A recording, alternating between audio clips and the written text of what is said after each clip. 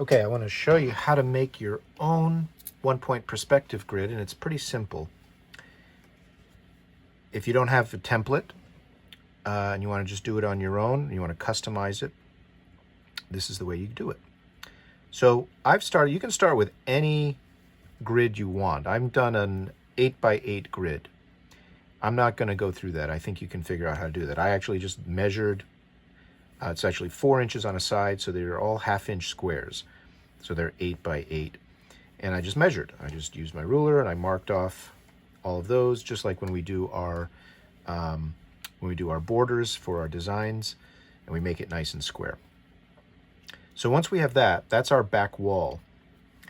And what we need next is we need a vanishing point. Now, this vanishing point has to be somewhere within this grid. It can't be outside because we're in a room. So our vanishing point has to be inside here somewhere.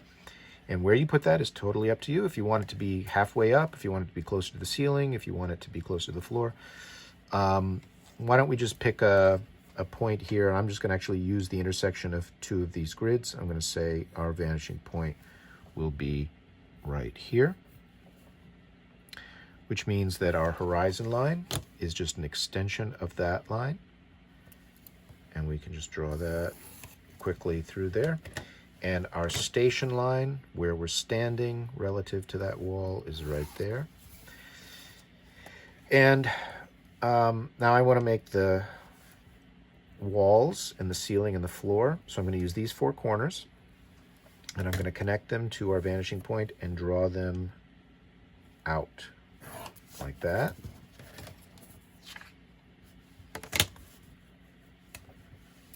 And that's pretty easy. And every line that is coming towards us needs to originate at this vanishing point.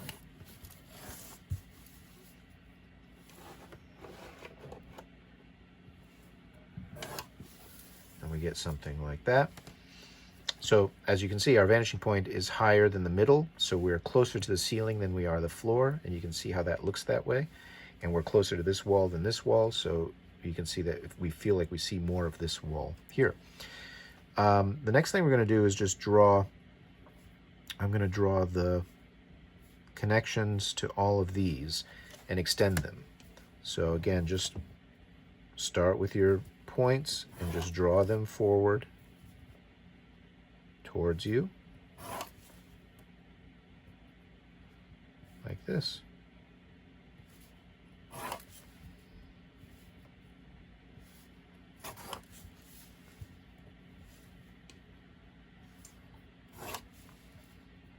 And try to be as accurate as you can be. If you're off by a little bit, so you can see right there, that could mess things up a little bit. Is that worth correcting? Actually, I think that's the right spot for it. I think I drew the vertical wrong. Okay, so how do we get our horizontals here? Well, there's a little bit of a trick to this, and what we're going to do is we're going to make a horizontal line where we kind of envision that we have 8 squares high. So now we're going to imagine 8 squares forward. So I'm going to draw a horizontal line about there. Now this distance has to be less than this because we're foreshortening this. So I'm making it less. I'm making it about half. This is a bit of a cheat, but we're kind of approximating this here. And so now I have a shape here that represents the same square that I have here, but coming towards us. So how I'm going to get the foreshortening of each one of those squares is by drawing a diagonal. I'm going to draw a diagonal from this corner to this corner. So as I do this, so I'm going to draw that diagonal from this corner to this corner. And you'll see that this diagonal crosses each one of these lines, and we can mark those. And if I draw a horizontal at each one of those, they will get bigger and bigger as they get closer to me. So there's one. And the trick is to keep it really parallel because we're not using a grid. We don't have a template, so we're kind of making our own here.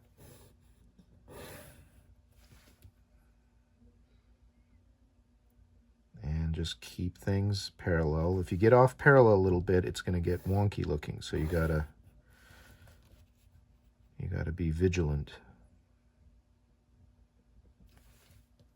You see how they're getting bigger as they get nearer.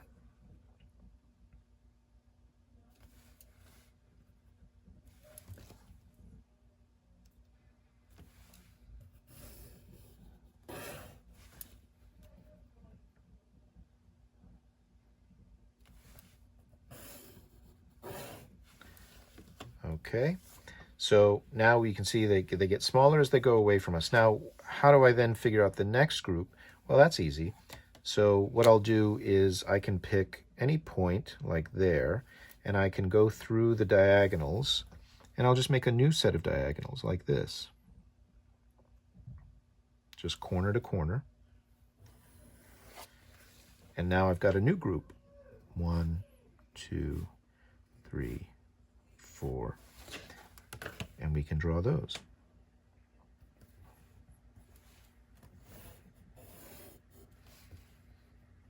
And again, they will continue to get bigger as they get closer.